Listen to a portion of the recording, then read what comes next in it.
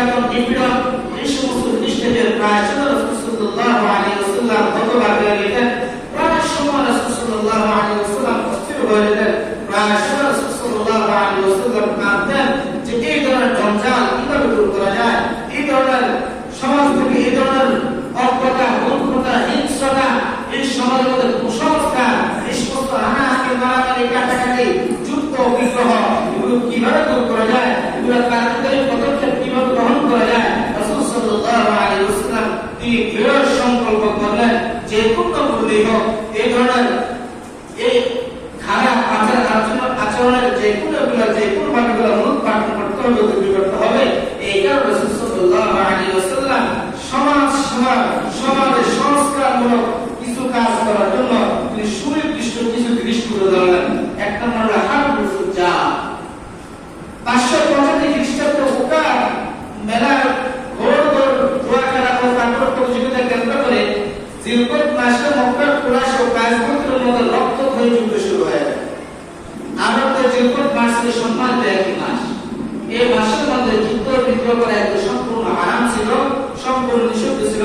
তাই জিলকত মাসে যুদ্ধ হওয়া, এই যুদ্ধ হরমুল ফুজ্জার বা তারকান ফিজার বলা হয়, অর্থাৎ অবাক করে যুদ্ধ বলা হয়।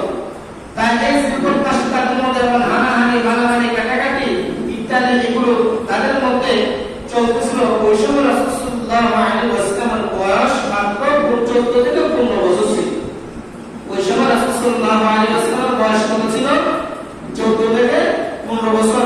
তিনি বলতেছেন যে আরবের শান্তি বজায় রাখতে হলে আমাদের কিছু কাজ করতে হবে।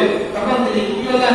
একটি সংগঠন করলেন, যার নাম হলো হিলফুল ফুজুল নামে শান্তি সংগঠন নামে একটি সংগঠন করলেন। আরব সমাজের মধ্য থেকে যাতে কুসংস্কার, জাহালাত, মূর্খতা, অজ্ঞতা, ব্যভিচার ইত্যাদি যা কিছু আছে সব কিছু যাতে এগুলো দূরীভূত হয়ে যায়, তাই কি করলেন? হিলফুল ফুজুল নামে তিনি একটি সংগঠন করলেন। তাদের মধ্যে তারা কিছু নৈতিকতা এবং কিছু জিনিস তারা তুলে ধরছেন। দেশের শান্তি শৃঙ্খলা প্রতিষ্ঠা করা, বিভিন্ন দপ্তরের মধ্যে সম্ভাব্য এবং রক্তক্ষয়ী যুদ্ধ বন্ধ করা, মাজলুমকে জালিমের হাত থেকে রক্ষা করা, দুর্বল অসহায় এতিমদের সাহায্য করা, বিদেশি গরিবদের জান ও মালের নিরাপত্তা বিধান করা, সর্বোপরি সব ধরনের অন্যায় অভিযোগ অবসানের চেষ্টা করা। এই সংগঠনের মাধ্যমে যখন মুহাম্মদ রাসূলুল্লাহ সাল্লাল্লাহু আলাইহি ওয়াসাল্লাম সমাজ সংস্কার ও মানুষের কল্যাণে নিজেকে আত্মনিয়োগ করেন, নিঃস্বার্থে সেবা সংগঠন তার তফসিল হিলফুল ফুজুলের বিশ্ব ইতিহাসের সর্বপ্রথম কল্যাণকামী সংগঠন।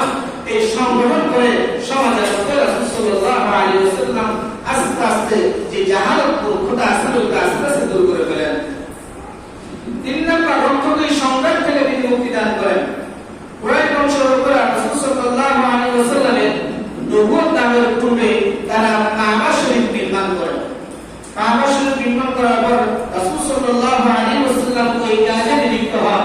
কিন্তু তাদের মধ্যে কাবা শরীফ নির্মাণ করতে গিয়ে এখন তাদের মধ্যে বিশাল এক দ্বন্দ্ব সৃষ্টি হয়ে যায়।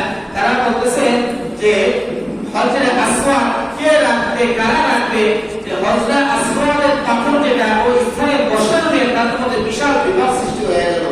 এমনকি তাদের মধ্যে বিশাল হানাহানি, মারামারি উপক্রম হয়ে গেল। দিন দিন এটা খুব খারাপের দিকে যাচ্ছিল। তখন তাদের মধ্যে একজন সাহাবী ঘোষণা করলেন, একজন ব্যক্তি ঘোষণা করলেন যে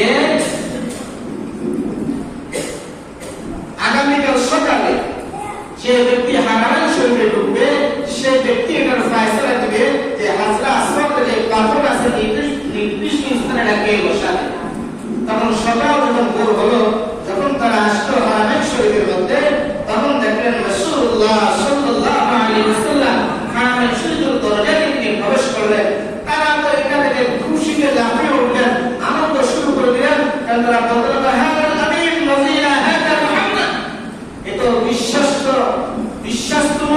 আমাদের আস্থা ভালো, তার আচরণে আমরা সন্তুষ্ট।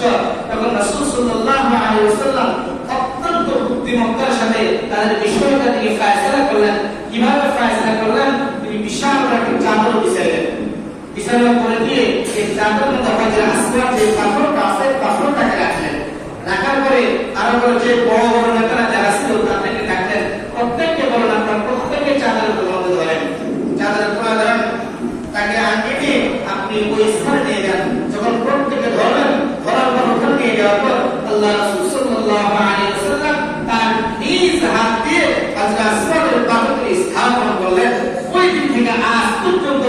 আনন্দের মধ্যে যে বিশ্বকে আর হানাহানি মারামারি হয় সুবহানাল্লাহ।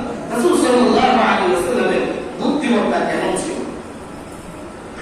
ইসলামের যুব সমাজ